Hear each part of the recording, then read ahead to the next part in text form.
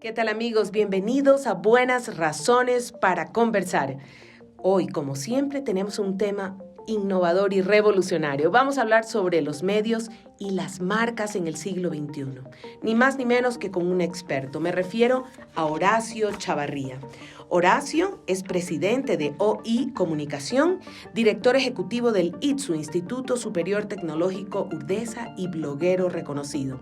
En Buenas Razones para Conversar hablaremos sobre el ecosistema de medios en un mundo altamente competitivo y cambiante. Escuchemos la entrevista. ¿Cómo estás, Horacio? Gracias por aceptar esta entrevista en Buenas Razones para Conversar. Gracias a ti, Mónica, por la invitación. Siempre es un gusto conversar contigo, aunque sea por esta extraña vía que nos toca en estos tiempos. Así es. Además, ahora vivimos, aunque somos de la misma ciudad, vivimos en ciudades diferentes. Además, así es. Y eso es lo bueno de la tecnología, que nos ayuda a mantener el contacto a pesar de la Definitivo, no nos da el don de la ubicuidad. Así es. Quiero conversar contigo sobre algunos temas, algunos los he sacado de tus publicaciones, pues como bien dices, ahora eres bloguero y tienes algunos seguidores entre los que me cuento. Eh, Gracias, un honor. sí, en una de tus últimas publicaciones hablaste sobre si se sigue o no se sigue viendo televisión. A mí me da risa porque cuando entrevisto expertos, hace poco entrevisté a Germán Rey, colombiano, experto comunicador, periodista colombiano, y recuerda que la muerte de la tele ha sido anunciada ya bastantes años. Varias veces. Así es que cuéntame un poco sobre tu visión al respecto. Bueno, es un tema que creo que nos interesa a todos los que estamos involucrados en la comunicación. Televisión ha sido un medio de gran importancia y relevancia en las últimas décadas, así que no es posible en nuestro campo de acción soslayar el tema. Yo parto de algo que aprendí hace mucho tiempo, que es desconfiar en los que dicen nadie y todos, ¿no? Entonces, no es que ni nadie ve televisión, ni que todos ven televisión, ¿no? Y la otra premisa que utilicé para desarrollar esa idea es que ningún medio ha matado a otro, ¿verdad? O sea, se pensaba que la radio moría con la Sí. aparición de la televisión y todo lo contrario, tan solo la radio encontró su nicho específico de acción. Y estamos viendo que con la televisión está pasando algo igual, ¿no? Primero los números, estamos viendo que casi la mitad de la población sigue viendo televisión y ese es un número importante, ¿no? Cuando mucha gente piensa que es un número disminuido. Ahora, que ha variado la manera de ver televisión, sí. Quienes ven televisión online, los canales de televisión abierta es muy importante, pero son personas que están viendo televisión, ¿no? Capaz también algunos se confundan si ven alguna plataforma de pago como Netflix o Star Plus, lo ven también en su televisor, pero eso no es ver televisión. Ver televisión es ver programas producidos para el medio. Y lo que encontraba en la investigación que cité en el artículo que tú has leído, es lo que realmente me gustó más, y es ver que los medios tradicionales se han convertido o no han dejado de ser la fuente de referencia para validar información. Mi primera fuente de información es el Internet, es lo que me llega en el chat de un grupo de amigos o colegas, qué sé yo, pero esa información voy y la valido en un medio o en una marca de medio tradicional, sea esta impresa o televisión. Y eso realmente me deja a mí muy tranquilo de ver que la televisión tiene ahí su nicho y espero que no lo pierda, ¿no? Perdón que te interrumpa, y me deja un poco tranquila de que la profesión del periodismo tiene todavía, significa algo ir a la universidad a estudiar periodismo y tener un oficio que dominas, que lo haces bien y que usas la información con respeto, con mucho respeto. Así es, yo creo que muchos se confundieron al pensar de que por tener un teléfono con una cámara y una conexión a internet ya eras un periodista, y eso dista mucho de la realidad, ¿no? Una cosa es ser un informador de lo que vio en la calle, otra cosa es emitir una opinión sesgada, pero informar con veracidad, contrastando, comparando, verificando, esa es la labor del periodismo y por lo que veo el público general la sigue valorando, así que creo que hay larga vida al periodismo, hay nuevas formas de hacerlo, hay nuevos medios para hacerlo, pero la esencia de la profesión, como tú bien indicas, sigue siendo válida. Tengo, antes de irme a otro tema, Sin embargo, a pesar de lo que acabas de decir y acabamos de decir, también las encuestas hablan de un momento de mucho desprestigio del periodismo y de mucho desprestigio en general de la comunicación como manipulada. ¿Qué opinas al respecto? Bueno, creo que es un hecho innegable, ¿no? Siempre se habló de que la libertad de expresión comenzaba y terminaba en la mesa del editor, ¿verdad? O del director o del dueño del medio. Ahora esa verdad se ha tergiversado porque al haber tal proliferación de medios, es mucho más fácil sesgar la información, ¿no? Estamos viendo lo que está pasando en la guerra Ucrania. Ucrania-Rusia, ¿no? La manipulación de la información por parte de Rusia es tremenda, ¿verdad? O sea, los rusos ni siquiera hablan de guerra, ellos hablan de liberación. Entonces, en momentos como el actual, donde se suponía que había un flujo libre de información, ¿no? A diferencia de lo que pudo haber sido la época de la Guerra Fría, donde los países cerraban fronteras, ¿no? Y se prohibía el flujo de personas, de ideas, de información. Eso habría caído con la era del Internet. Pero todo lo contrario, hay gobiernos que han diseñado sistemas, ¿no? Para convertir a su sociedad en impermeable. Y esto lo podemos ver pues, en Corea del Norte, en China, en Rusia y por ahí algún par de países más. Y por otra parte ves el abuso en los países de la órbita capitalista, si lo queremos llamar así, con la abundancia de medios pagados para defender una tesis, ¿no? Ahí me llevas a otra pregunta, perdona que te interrumpa, pero a dos, tres preguntas. Entonces, es tan peligroso y me da pena porque me voy a alejar un ratito de la publicidad, que es un tema de verdad que quiero hacerte algunas preguntas. El peligro de la concentración de medios en pocas manos en muchos países, en regiones, concentración de medios en algunos dueños de medios regionales, y la noticia de Elon Musk ayer en que un señor compró un medio y trato de pensar, quiero que opinen así o quiero mover la opinión así y tengo esta varita mágica que se llama concentración de un medio, de medios de opinión en mis manos, en nuestras manos. Y obviamente en mi pregunta has visto que hablo de Ecuador, de Latinoamérica, de Perú, de Centroamérica y del planeta. Cuéntame un poco. Bueno, la concentración de medios no es nueva, ¿no? No. Y eso lo conoces tú muy bien. O sea, grupos de medios han existido toda la vida, en todos los países. Entonces, más bien ahora es lo que hay mucha mayor variedad y hay nuevos que aparentemente nunca le interesó el negocio de los medios. Hoy dice, yo voy a defender la libertad de expresión en Twitter. Y voy a limpiar Twitter y vamos a acabar con las cuentas troll y vamos a acabar con la manipulación de la información. Y hasta ahí me parece muy bien, ¿no? Obviamente, de lo que siento, su interés no es ganar dinero, ¿no? Porque la cantidad que ha invertido de 44 billones de dólares en comprar, una cifra que no avanzamos a ver los ceros siquiera, ¿no es verdad? Es muy inferior a lo que Twitter genera como ingresos anuales. Twitter, como muchas empresas de esta época, de plataformas, aún no ganan dinero y tan solo son unos consumidores de flujo brutal. Sí siento que el interés de Musk obviamente no es dinero porque tiene otras empresas que le generan mucho. Entonces, si su interés es puro, me parece fantástico, ¿no? Es decir, a ver, vamos a defender la libertad de expresión. ¿Qué significa defender la libertad de expresión? Va a dejar que hablen todas las tendencias políticas, va a dejar que los pedófilos tengan cuentas, va a dejar que yo compre 5.000 cuentas troll y tenga mi grana. No sé qué significa, ¿no? Pero regresando al origen de tu pregunta, la concentración de medios y el manejo de la opinión pública no es nuevo, ¿no? No. Creo que los consumidores de medios tenemos hoy una tarea mucho más grande para verificar qué es lo que estamos aceptando como verdad o como opinión, ¿no? Míralo desde el otro punto de vista, también hoy nos permite el acceso a otras opiniones que antes no conocíamos. Sí, la manipulación de la comunicación fue peligrosa cuando el nazismo lo hizo con el uso de la propaganda y la manipulación de la opinión pública y sigue siendo peligrosa, solo que ahora lo conocemos mejor y supuestamente los ciudadanos tenemos mejores herramientas para proteger nuestra nuestra opinión. Ojalá así sea, ¿no? ¿Verdad? Ojalá así sea, así es. Esa es la esperanza, ¿no?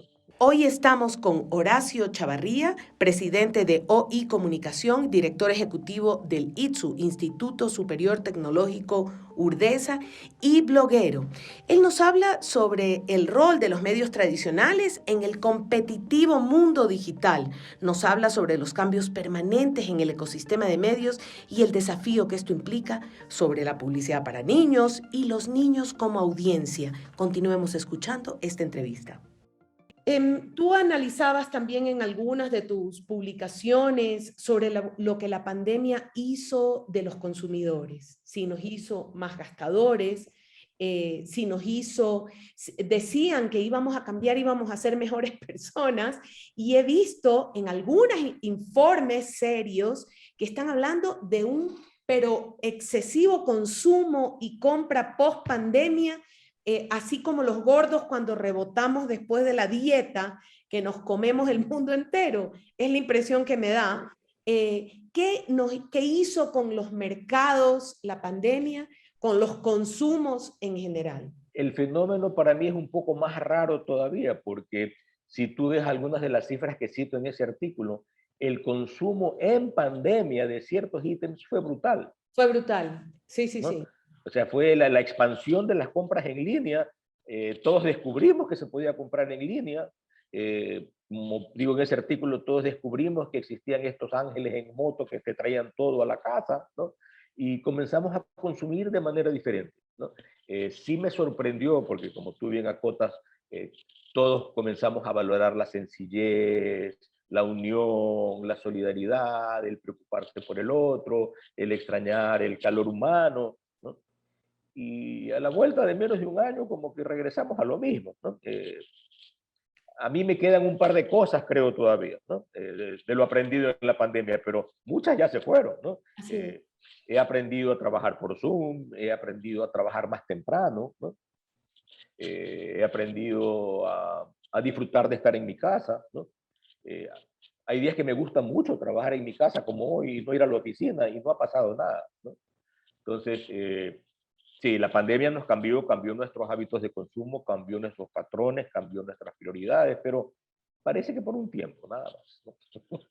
Y lamentablemente el planeta llama a consumir menos y no a consumir más, llama justamente a lo contrario. Tú en algunas de tus publicaciones hablas de la reputación de las marcas, ¿sí? Yo puedo recordar hace muchísimos años, visité a un empresario ecuatoriano que era muy ético, mentira, que era muy católico, la verdad yo no sé si era muy ético, era muy católico, era muy creyente, era una familia muy devota. Y me acuerdo que ellos hacían publicidad en unos programas muy soeces y me dijo, pero es lo que vende, y yo tengo que separar mis valores personales y yo le decía, pero es que a tu marca le hace mal, le decía yo, estoy hablando de los años 90 por si acaso, o sea, en el siglo traspasado. Y sin embargo, hace poco acabo de entrevistar a Mariuxi Villacrés, quien certifica empresas B en Ecuador, y ella hablaba de lo que tú hablabas en tu publicación respecto a la reputación, a las marcas verdes o a las marcas con propósito social. Ella hablaba del triple propósito que me pareció súper interesante, pero ella lo hablaba desde la certificación de las empresas y tú lo hablas desde la reputación de las marcas. Yo creo que la máxima de McLuhan sigue siendo válida, el medio es el mensaje, ¿tá? O sea, si mi mensaje está en el sitio equivocado, mi marca está en el sitio equivocado. La compra de medios no debe ser valorada exclusivamente por el tamaño de la audiencia. Yo necesito saber en qué entorno se mueve mi marca. Así como, tan solo por poner un ejemplo extremo, las marcas de lujo, ¿no? ¿Verdad? Nunca van a estar en una tienda multimarca, sino que van a tener su tienda propia o en el peor de los casos van a tener una tienda dentro de una tienda de departamentos y nunca van a estar mezcladas con otras. Ocurre lo mismo en la publicidad, ¿no? O debiera ocurrir lo mismo en la publicidad. Entonces, no debe sopesarse solamente el valor o el peso, disculpa la redundancia, del tamaño de la audiencia, sino qué es lo que está recibiendo la audiencia en ese momento. Y hoy vamos a regresemos al extremo de lo que habíamos estado hablando de los medios digitales. Hoy esa apertura te permite estar en muchos más medios donde tú realmente quieres estar y vas a encontrar a las personas con las cuales quieres tener una afinidad. Pero definitivo, no, la reputación de una marca definitivamente puede verse afectada si está en un medio que no cumple con ciertos estándares mínimos. ¿Y qué tanto el consumidor compra por esa reputación o solo compra por precio? A mí que me importa con tal de, es otra pregunta que nos hacemos. Dicen los psicólogos que la evaluación de la selección de una marca es un proceso rápido, pero es un proceso que tiene unos pasos, ¿no?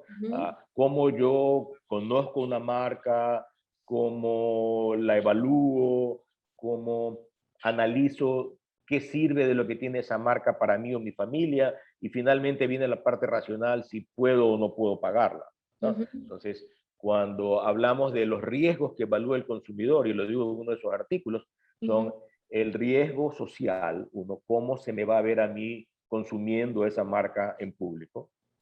La otra, obviamente, el riesgo de desempeño, o sea, yo voy a poner un dinero en una marca y funciona o no funciona. ¿Me Y sirve o no me sirve? finalmente, el riesgo de autoimagen, cómo me siento yo consumiendo esa marca, ¿no? Entonces, esa evaluación se hace.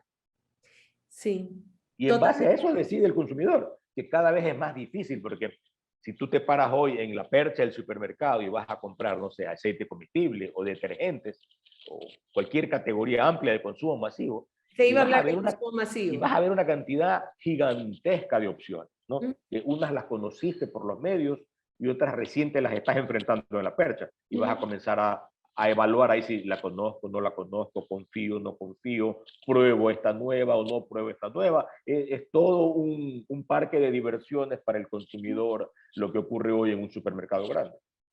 Sí, te iba a hablar de consumo masivo, justamente, y te iba a hablar del 70% de la población latinoamericana que tiene una posibilidad de consumo muy baja porque la crisis económica es severa. Yo trabajo mucho con personas de todos los países de Latinoamérica y cuando alguien menciona es que mi país está en crisis, no te imaginas la competencia. Me contesta el peruano, es que el mío está peor y el chileno no, el mío está peor y así podemos, no terminamos la conversación. Entonces, ahí va a lo que te preguntaba de consumo masivo. Este 70% de la población, y estoy diciendo al azar el porcentaje, pero más o menos si buscas las cifras del INEC en Ecuador o del Instituto de Estadísticas y Censos de Colombia, Perú, más o menos te va a dar parecidos los índices de pobreza. Y ese es el bulk, el grueso de la venta de la marca de consumo masivo. ¿Qué le venden? Precio. En muchos casos sí, pero hay unos fenómenos interesantes para analizar. Dale. Y lo veía, no sé si viste el último artículo que publiqué. Y es la marca blanca y la marca privada barata, ¿no? O sea, finalmente el consumidor, ese dólar que tiene para gastarlo, va a tratar de gastarlo en lo mejor que puede. La verdad, va a ver qué es lo mejor que pueden comprar por su dinero, lo que los gringos dicen value for money. Ajá. El mejor valor por mi dinero. Ujú. En unos casos se va a poder decantar porque la marca blanca con la marca del supermercado obviamente es más barata que las marcas que él conoce, o la ruta que ha seguido en Ecuador y en otros países del mundo, supermercados que desarrollan marcas que solo se expenden en su local para no ser marca blanca. Entonces la marca Pepito, ¿no? Es Sí. mucho más barata que las otras, ¿no? Y ahí le ha dado opciones al consumidor. ¿Qué ocurre también? Y lo puedes corroborar con tus otros amigos que, de países en crisis, Ajá. el tamaño de las porciones. Te vas a encontrar cada vez, si antes la botella era de 1 litro, después fue de medio litro, fue de cuarto de litro, y ahora es un sachet de este porte, ¿no? Sí. Pero el productor de bienes, de servicios, va a buscar cómo adecuarse a la realidad. No va a desperdiciar que hay un mercado ávido porque necesita o requiere consumir ciertas cosas. De Entonces, acuerdo. creo que esa es una de las ventajas del sistema, ¿no? La flexibilidad que tienen los productores de encontrar maneras de llegar a diversos segmentos socioeconómicos. Y no olvidemos pues de que en nuestro país existen los mercados todavía donde se vende a granel, ¿no? Que si bien es cierto, también existen las boutiques de venta a granel para los verdes que están dispuestos a pagar mucho más, ¿no? Pero la venta a granel es una realidad, ¿no? Entonces, Totalmente de acuerdo. claro, ahí sí se acabó la marca, ¿no? Sí. ¿Qué tiene el tendero que me puede vender una cucharada de mantequilla en esa tarrina, que yo no sé qué marca es, pero compré ese producto que necesitaba? Pero no es nuevo para nosotros saber que más o menos el 32 al 35% de la población tiene un trabajo estable y un poder de consumo más o menos estable, ¿no? Ecuador siempre ha tenido ese otro porcentaje de ecuatorianos que también consumen, ¿no? Sí. Y las marcas siempre se han adaptado. Y si tú ves hoy día lo que te decía en el supermercado, el rango de precios y el rango de beneficio que ofrecen los productos es bien amplio, ¿no? Sí, no, y más bien te mareas con tanta oferta, bueno, tanto que ahora pasas por un corredor y te habla de repente un fideo, yo puedo saber, te chiflea un Vende snack. un foco, sí, sí. Sí, O sea, sí, la venta final se hace ahí en la percha, ¿no? así es. Tienes toda la Afortunadamente, razón. digo, vivimos en un país que permite esa amplitud, ¿no? Te voy a hablar de un tema que para mí es importante, personalmente por mi trabajo. Los niños, la publicidad para niños. En Ecuador hace muchos años informó a los medios de comunicación el mercado publicitario que los niños no eran un mercado, que los niños no compran y que los niños no existían, porque, lo cual es triste, porque un país que cree que no hay niños quiere decir que no está protegiendo a sus niños. Y es la consecuencia de que los niños hayan desaparecido como mercado, hizo que los medios ecuatorianos los hicieran desaparecer como audiencia. No sé si me explico. Había un canal que hace 8 meses ponía El Pájaro Loco a las 3:30 y Plaza Sésamo a las 5, ¿ya? En el Ecuador. Y simplemente la respuesta de la publicidad es los niños no existen, y por ende la respuesta de los medios es los niños no existen. Y entonces las tardes, y cuando tú haces grupos focales con niños, les preguntas, esto es en el territorio ecuatoriano, ¿qué ven? Novelas. ¿Y qué ves? Novelas, ves novelas. Y entonces, aparentemente, los adultos que manejan los medios y que manejan la publicidad dijeron, pero si ven novelas, démosle novelas. Entonces, me pregunto qué pasó. Voy a hacer un paréntesis y hacer más larga la pregunta. Entrevisté para una investigación a una publicista y me dice, eso es un error. Hace muchos años mi cliente era Burger King y yo les dije, hagan para niños. Y vendieron el doble que cuando la campaña era para adolescentes, porque los adolescentes no tienen $1 en el bolsillo y compraban una papa frita para 5, y en cambio los niños iban con el papá, la mamá, la abuela, y vendieron el doble. Pero aparentemente ahí hay un error. No lo sé, cuéntame tu opinión, Horacio. Así como los adolescentes no tienen plata para comprar, los niños tampoco, pero los niños tienen padres y abuelos y tíos y padrinos y qué sé yo, ¿no? Entonces, no es que los niños han desaparecido como consumidores, sino que el poder que ejercen los niños sobre el consumo sigue existiendo. Tú eres madre y has tenido hijos chicos y más chicos y más chicos y más de una vez, que pudo haber sido desde un juguete hasta una gelatina. ¿Cómo se enteró el niño que había esa gelatina? Obviamente porque lo vio en un comercial de televisión. Que se haya prohibido que aparezcan niños en la publicidad, yo no sé si es bueno o malo, te soy honesto. No tengo elementos de juicio para valorarlo, si es que esté un niño en un comercial sea bueno o sea malo. No me refería a que desaparecieron del comercial. Claro, Los claro. publicistas dijeron, no nos interesan como mercado. Y esto me lo contestan en los canales de televisión desde los años 90. Los niños no compran. Ahí te diría, son los medios los que deciden qué programación va. O sea, yo no conozco, y te soy aquí absolutamente honesto con todos mis años de experiencia, que los publicistas hayamos tenido peso sobre la parrilla de un canal. O sea, que fue primero el huevo o la gallina. Si el Así es. O canal sea, pone el programa desde para... mi óptica, la decisión está en la parrilla, ¿no? O en quien decide que haga en la parrilla. Ahora, si tú me dices, ¿qué es más barato? ¿Comprar una telenovela que se vende a 200 países Una telenovela o es más... producir o producir un programa local, y tú lo conoces muy bien y sabes cuál es la respuesta, Por ¿no? supuesto. Que por qué hay pocos programas que tengan éxito internacionalmente con todos los niños y no se vendan baratos, no sé, tan solo conocemos, creo, el caso de Plaza Sésamo, pero si tú ves la cantidad de canales, o al menos hay un par de canales dedicados a niños, que tienen audiencia de niños, en cable, por supuesto, no están en televisión abierta, pero entonces no es que los niños no tienen cosas que ver para niños, es que en el Ecuador alguien decidió que era mucho más rentable, probablemente, poner telenovelas que es más barato comprar, que saben que van a tener anunciantes porque son amas de casa y sabemos que el 80% del consumo de un hogar lo decide el ama de casa. Yo creo que más bien la respuesta va por ahí, ¿no? Yo no creo que sea un tema de la ley, ¿no? No, Usted me no, dice que la ocurrió ley antes de las no leyes. engaña a los niños, no abusa de los niños, me parece perfecto, ¿no? Pero poner niños o no poner niños en un comercial, bueno, de hecho yo veo la televisión y veo comerciales con niños, eso no Sí. está prohibido, ¿no? No, no está prohibido. No, esto es una evolución que tiene desde los años 90 de no, los niños no compran, así es que no toman la decisión y fueron desapareciendo hasta que se acabó hace muchos años la producción para niños Infantiles, uf, no. y se acabó el proveer a los hogares de sano entretenimiento para niños o de pensar en los niños como un grupo objetivo, no solo para la publicidad, sino un grupo objetivo para crear, para De pensar. acuerdo, o sea, no es un tema publicitario, es un tema más, va mucho más por donde tú lo estás anotando.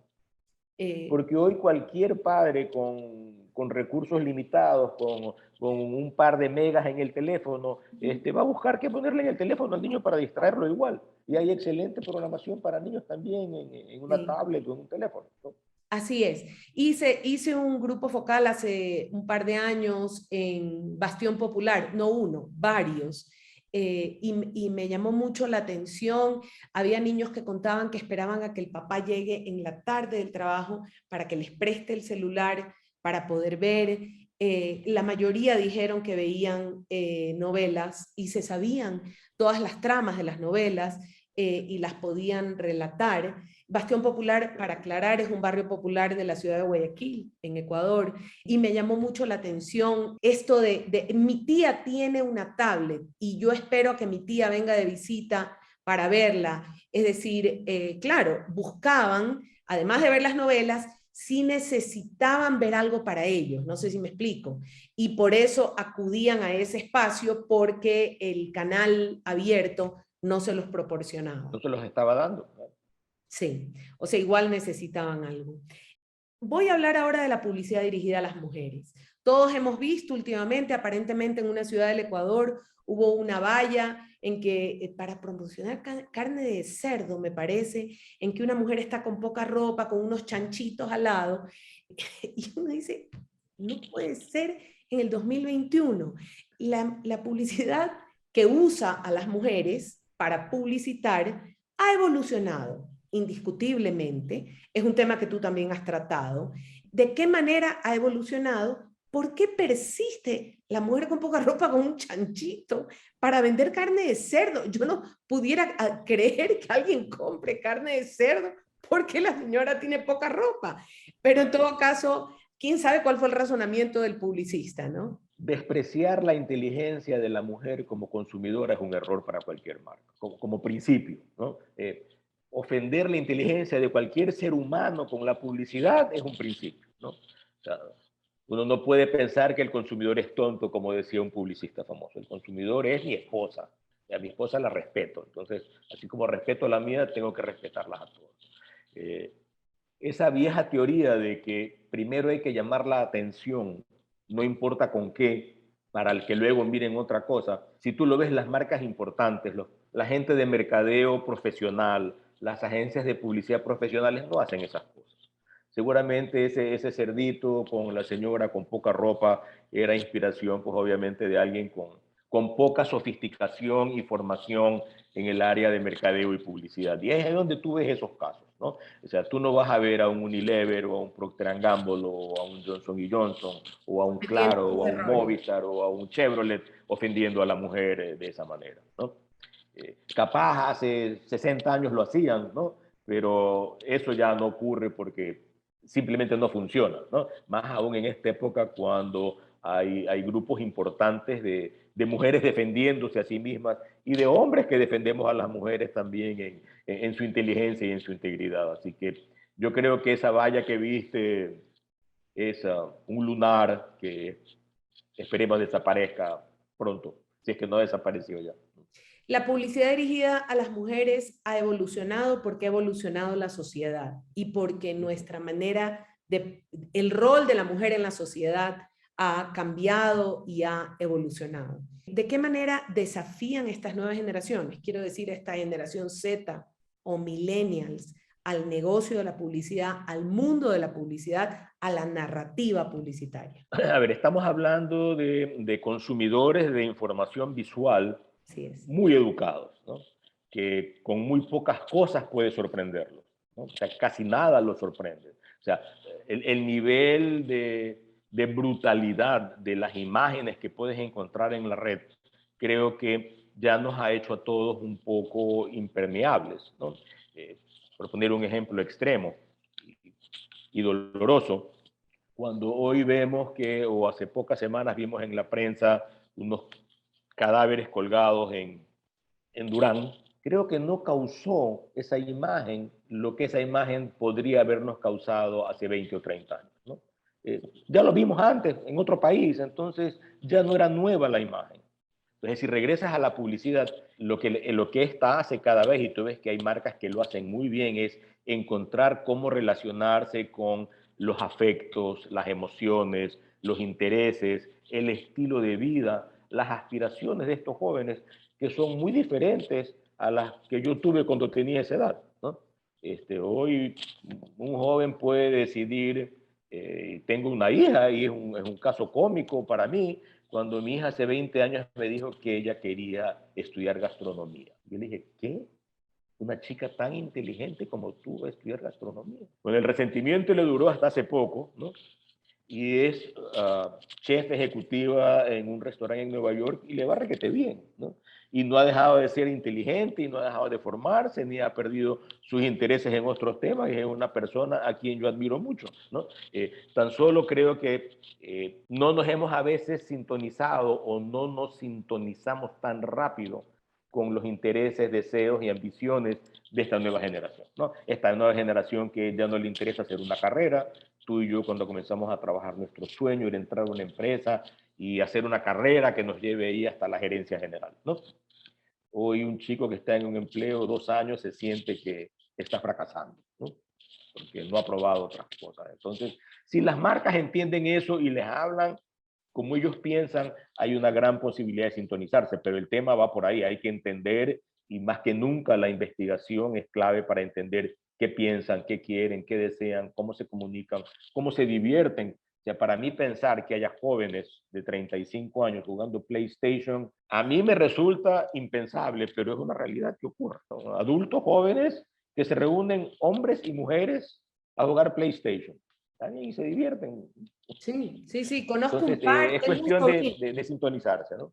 Tengo un sobrino de 40 y pico de años, se reúne con los amigos a jugar PlayStation y lo toman muy en serio. Y un Serio. abogado muy exitoso guayaquileño de por esa edad también.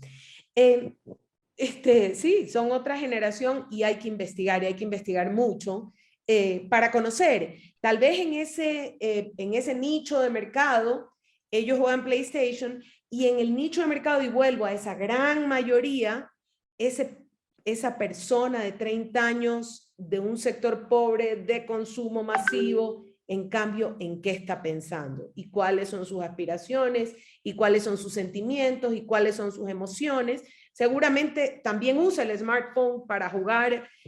Habría qué importante lo que acabas de decir respecto a investigar. De verdad, investigar quiénes son y dónde están, qué están haciendo y cuáles son sus aspiraciones.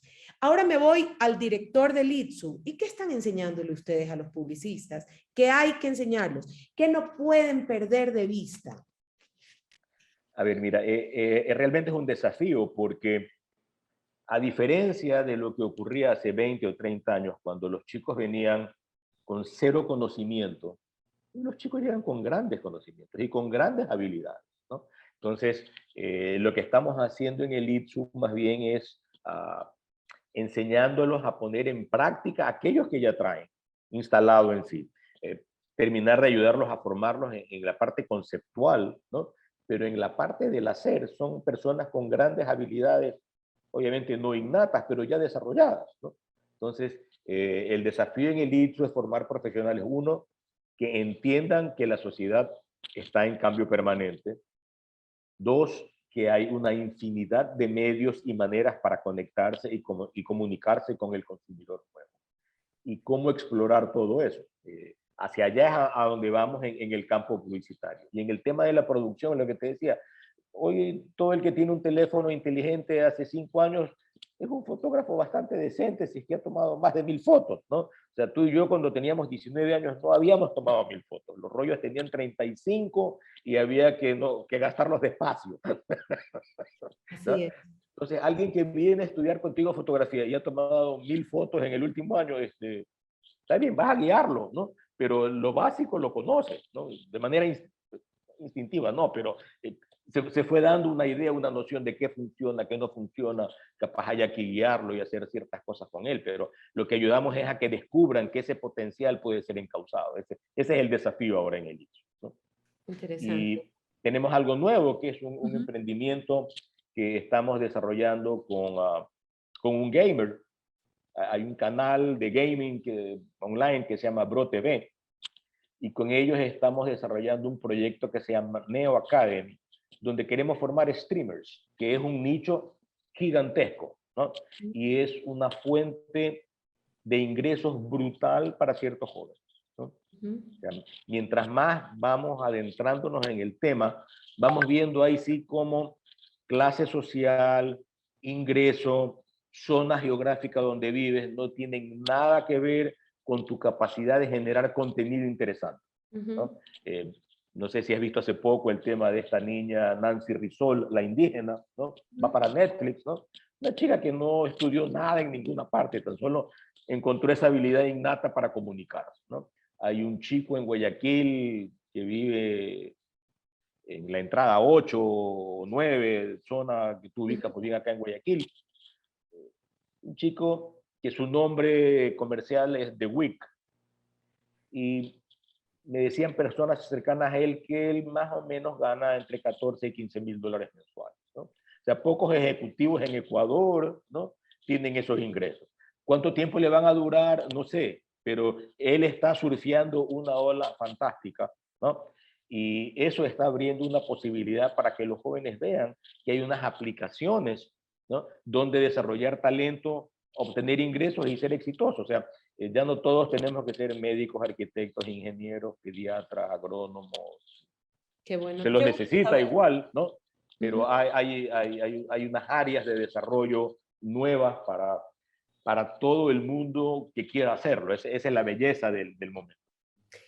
Probablemente lo hermoso, y solo lo digo desde el campo del periodismo y de la televisión, siguen necesitando que la universidad o que la educación universitaria les provea la habilidad para pensar en orden, para analizar, para conceptualizar, para pensar cómo ¿por qué tengo que decirlo y a quién se lo digo?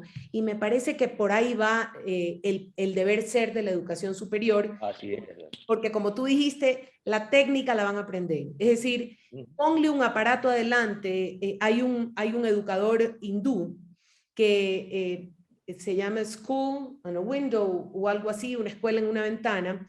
Este educador, que ahorita no sé por qué no me puedo olvidar, acordar el nombre, puso en un suburbio muy pobre de la India un monitor de computadora. No sé si conoces el caso. No, no. Sugata Mitra se llama él, ahorita lo recordé, y se fue.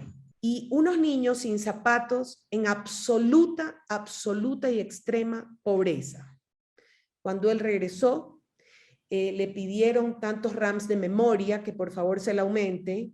Ya sabían 250 palabras en inglés. Y entonces él dijo, bueno, pero eso fue en Mumbai, digamos, voy a ir a la ruralidad y voy a poner el monitor de computadora.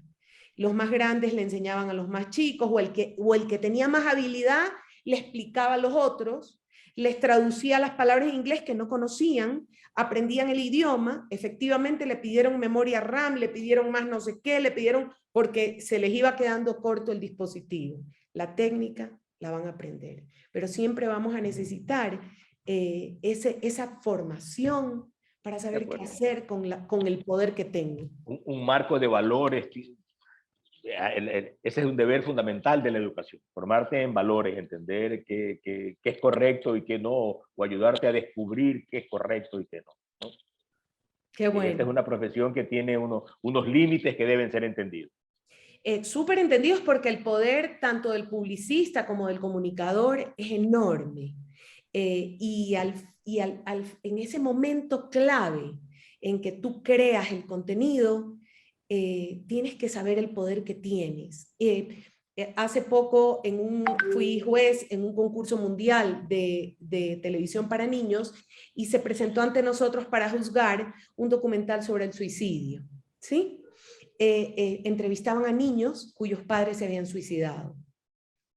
Y yo le hacía la reflexión a los jueces, y el festival es ahora en junio, en el que espero que los productores del mundo sí hagan esa reflexión. Cuando yo entrevisto a un niño, tengo mucho poder. Lo puedo hacer decir lo que yo quiera. Lo puedo hacer llorar. Perdón, ante cualquier entrevistado lo puedo hacer llorar. Inclusive el publicista puede manipular la información de la manera que quiera. Siempre tendré ese poder. ¿Y qué hago con ese poder? Esa es la gran responsabilidad que tenemos. Como tú lo anotas, es un poder, el saber tocar las emociones de las personas te da un poder enorme. Sí. Horacio, de verdad te agradezco enormemente. Voy a buscar The Week, dijiste que se llama. The Week se llama. Lo voy a buscar, qué interesante caso. Búscalo. Es lo que más extraño de la universidad y envidio de ti. Cuando uno está en la universidad, está al día en todo, se entera de todo y te mantiene actualizado. Así es que te agradezco enormemente. A ti, Mónica, por la conversación. Un gusto, como siempre, hablar contigo esta tarde. Esto ha sido todo por hoy en Buenas Razones para Conversar. Hemos aprendido mucho de Horacio sobre los desafíos que tienen los medios en el siglo XXI y sobre cómo formar a los nuevos profesionales. No dejen de buscarnos en nuestra página web www.ipank.org. En nuestras redes sociales solo tienen que digitar @cabipank en Facebook, Twitter e Instagram. Soy Mónica Maruri y los espero en una próxima oportunidad.